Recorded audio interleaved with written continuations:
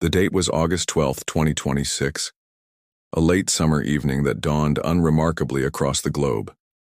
Streets hummed with the final routines of the day. Cars rattled through neon-lit avenues. Neighbors chatted over backyard fences.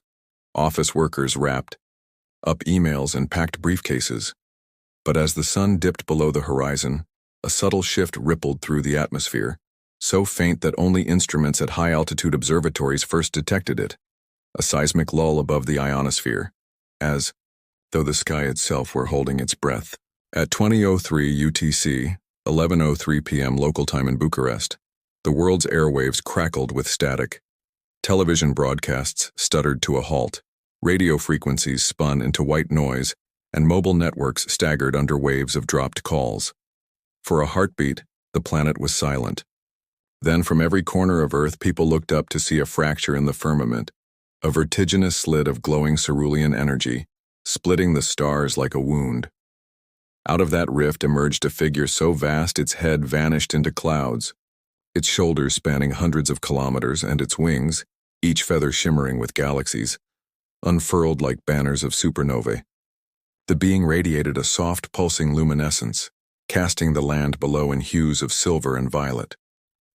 In remote villages and megacities alike, crowds gathered as if drawn by an irresistible gravity. Cell phones rose in unison, capturing footage that instantly went viral. Live feeds from mountaintop telescopes and beachfront drones transmitted every moment to billions. Scientists babbled excitedly about atmospheric refraction and holographic projections, but none could find a rational explanation for what they witnessed. Then came the voice. It was not a sound in the air, but a vibration felt in the heart, a resonance that bridged language and culture. Chosen, it intoned in a chorus of harmonic tones, an expression of both command and benediction. 20 million souls shall ascend. On every continent at once, 20 million people felt a warm glow ignite within their chests. Some gasped, some laughed in incredulous joy, others wept. Families held each other, strangers clasped hands. And then, like candles snuffed at once, they transformed into pillars of incandescent starlight, spiraling upward through the translucent being's wingspan, until none remained but empty air. The skies trembled as the final souls vanished, and Seraphis, named later by a stunned United Nations emergency session, lowered its head. For a moment, the entire planet inhaled in unison. The wind stilled, ocean waves froze mid-crash, birds hung motionless in flight. Then, Seraphis spoke again, not with the resonant chorus, but in a gentle hum of compassion. Fear not. The ascension is but the first step. With that, the great being folded its wings and the rift sealed as though it had never existed. No warships volleyed, no missiles launched. Military radars simply lost the target. Within seconds, Seraphis faded into the night sky, leaving only the stars and the stunned survivors beneath. In the stunned aftermath, humanity reeled. Television, screens flickered back to life showing empty city plazas. Social media feeds were filled with hashtags. Ascension, 2026. Seraphis, Heaven on Earth, blending hope and despair. Governments declared states of emergency. World markets plunged. Some communities erupted in euphoria, erecting makeshift shrines in city squares, while others fell into panic, stockpiling food and locking down borders. Yet amid the chaos, questions burned brightest of all. Why those 20 million? What would become of them, beyond the veil? And was Seraphis truly benevolent, or did its gift hide a price yet unseen? As night surrendered to dawn, the world awoke profoundly changed, standing on the edge of a future shaped by an alien god whose promise of heaven carried with it the promise of destiny and of reckoning. In the uneasy calm that followed the ascension, Earth staggered under a weight of grief and wonder. Nations scrambled to account for the vanished. Cemeteries overflowed, inheritances were disputed, and entire industries collapsed overnight. Amid this chaos, a deeper disturbance rippled through the fabric of reality itself. Instruments aboard the International Space Station detected a surge of exotic radiation. Deep beneath the oceans, seismic sensors recorded tremors of a kind never seen before. Unwitting mortals suspected nothing, but the cosmos had been breached, and something ancient had taken notice. Within days, rumors surfaced of a presence on the fringes of human perception. Eyewitnesses in Siberia spoke of a swirling vortex of shadow and embers, seen only at the peak of a blood-red moon.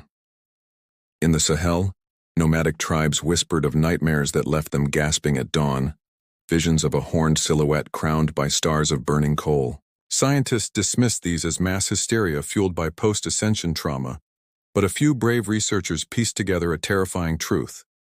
The balance of souls in the universe had been tipped, and a void had opened, a doorway for one known only in the oldest myths as Azimuth, the galactic devil. Azimuth's arrival was heralded by storms that blotted out the sun. Across every latitude, lightning pulsed not in white or blue, but in intolerable black, fracturing clouds like bleeding wounds.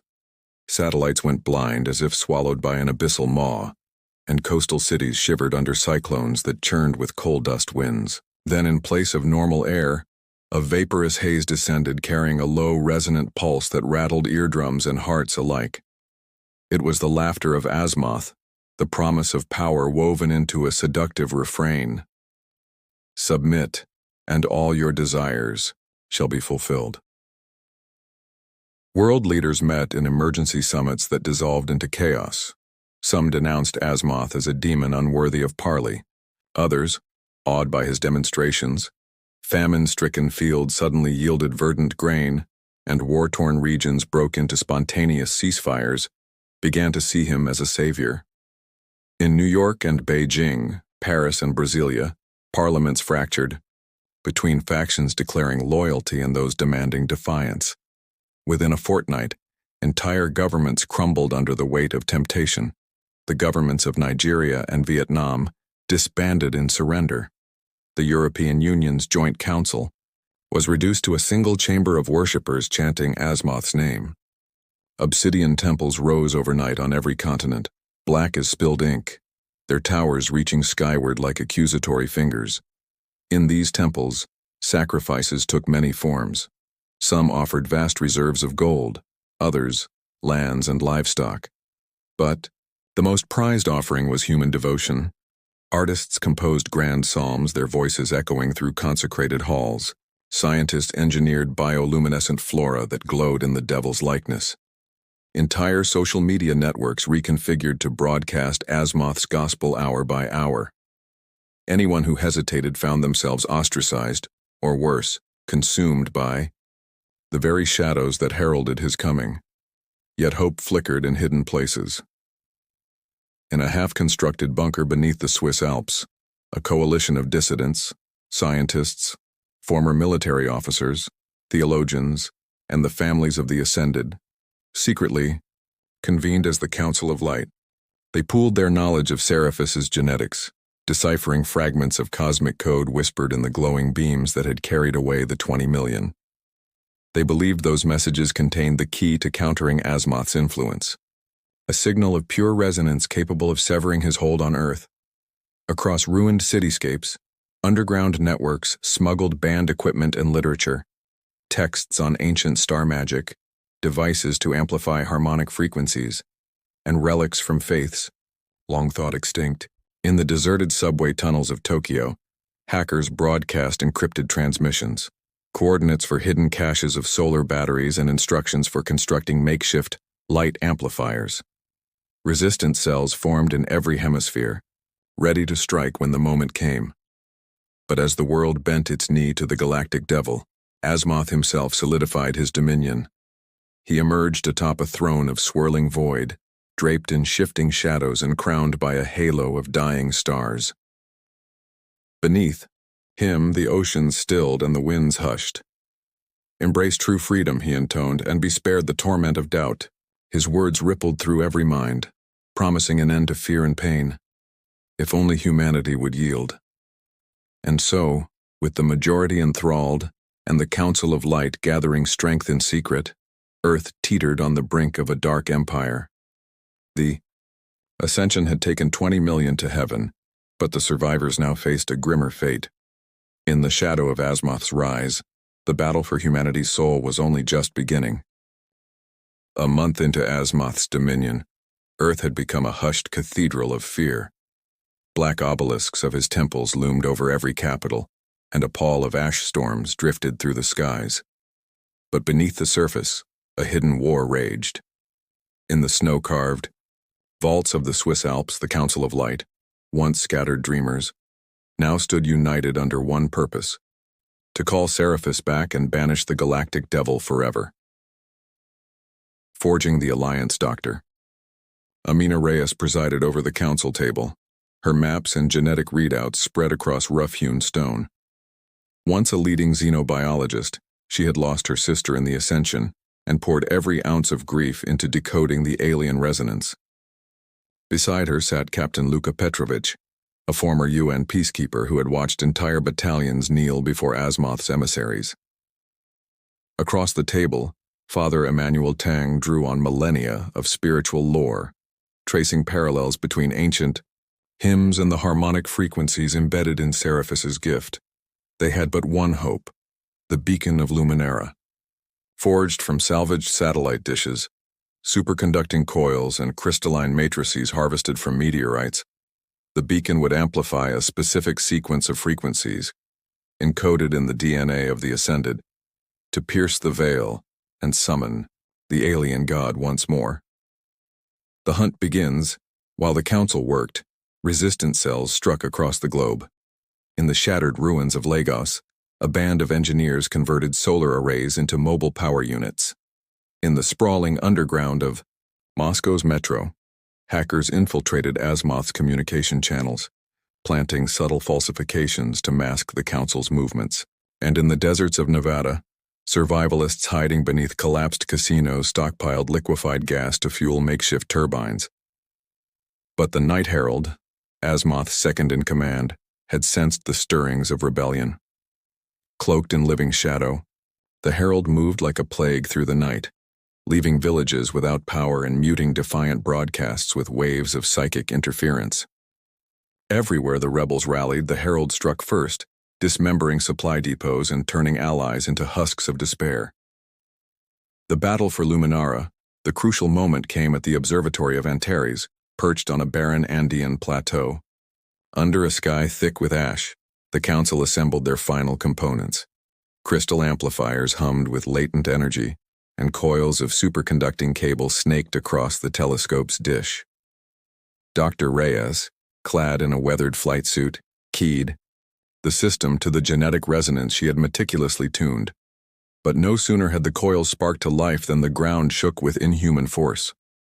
The Night Herald descended, black wings unfurling like poisoned banners, as a tornado of shadows, and embers encircled the observatory. Soldiers of light and engineers flung themselves into the fray, wielding phased plasma rifles and barricading the entrance with metal crates welded into makeshift barricades. Captain Petrovich led the defense, barking orders over crackling comms. "Hold the amplifiers. Do not let the darkness touch the crystal cores. Cover Dr. Reyes. She must finish the sequence." Father Tang, chanting a resonant liturgy learned from the ascended souls, wove a protective ward around the beacons. Control panel. Each syllable infused the air with a golden glow, countering the herald's creeping gloom. The battle roared. Searing blasts of shadow collided with pulses of light, sending staccato echoes across the night. The call to the stars as the herald pressed closer. Tendrils of darkness licked the edges of the crystal matrix.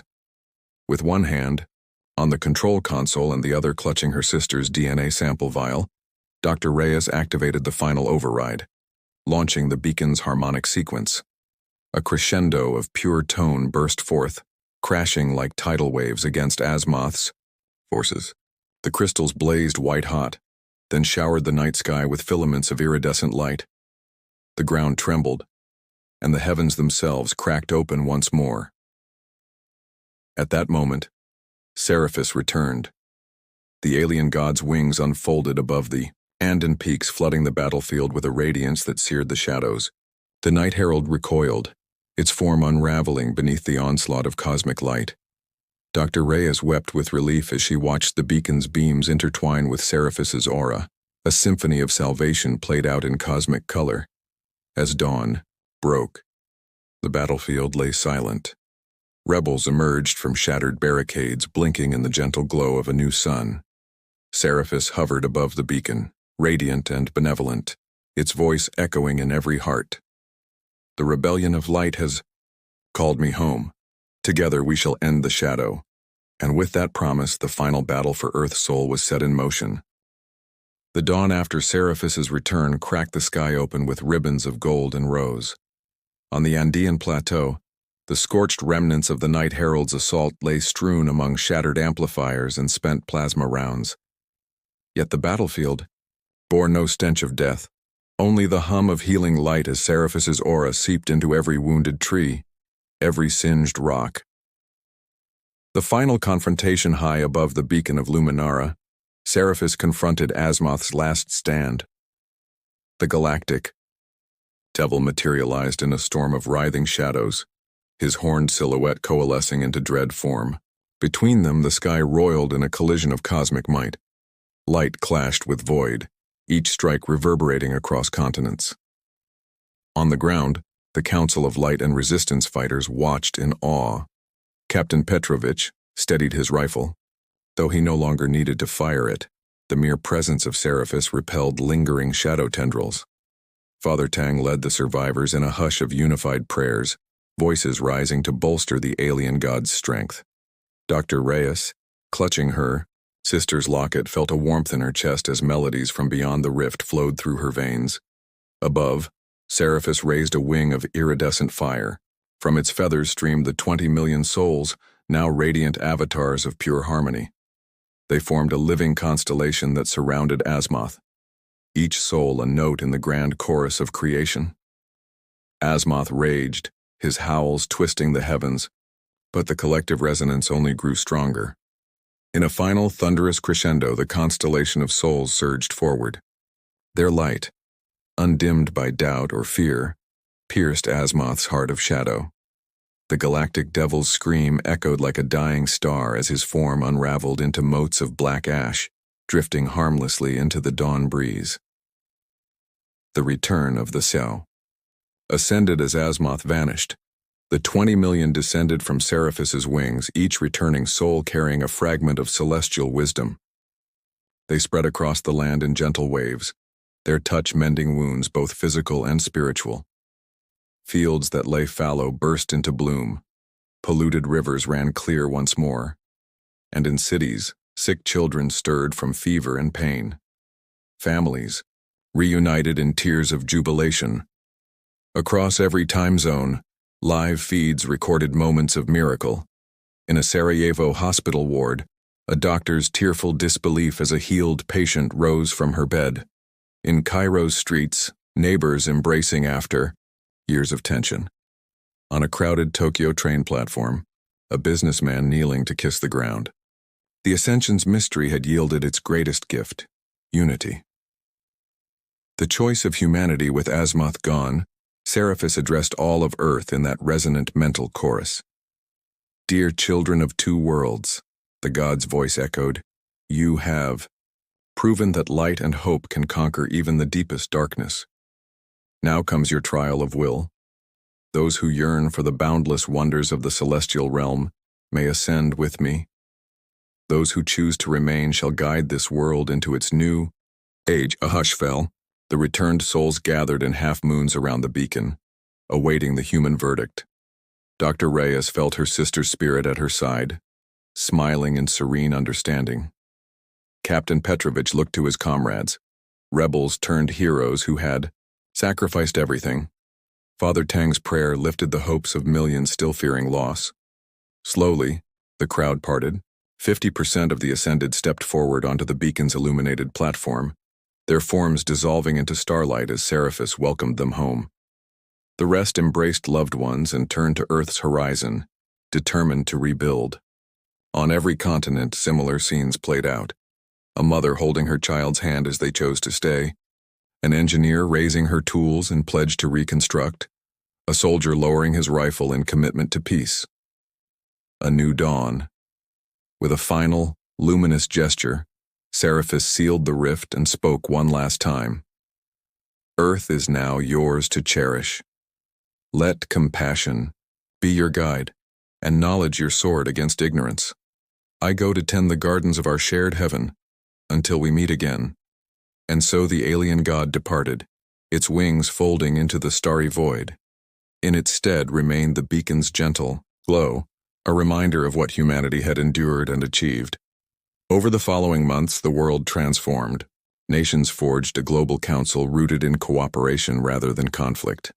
Technologies born of the beacon's crystals powered cities with clean energy. Education blossomed under curricula inspired by celestial science. Arts and faith wove together in celebrations that honored both human creativity and cosmic wonder. Above all, a simple truth endured. When faced with the abyss, humanity chose the light, and in doing so, created a heaven not just beyond the stars, but here on earth.